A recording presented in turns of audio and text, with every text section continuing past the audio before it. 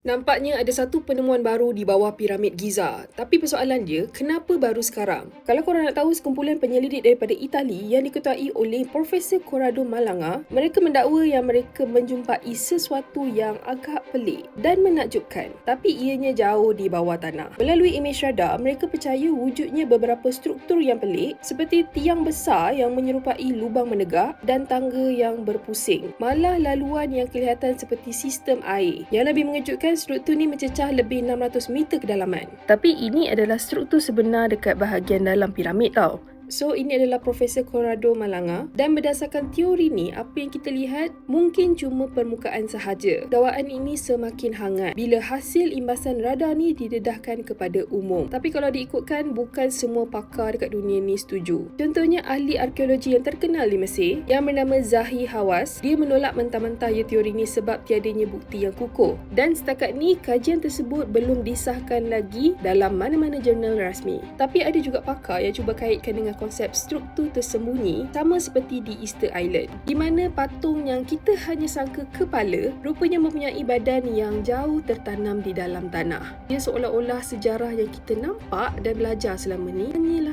kecil dan di bahagian surface sahaja. Tapi saya percayalah, dulu-dulu punya teknologi sebenarnya lagi advance daripada zaman sekarang. Jadi pendapat korang, adakah korang rasa ini hanyalah teori atau sebenarnya banyak lagi yang perlu dikaji? Cuba komen pendapat korang dekat bawah. Tapi ingat, tak semestinya yang viral semuanya fakta.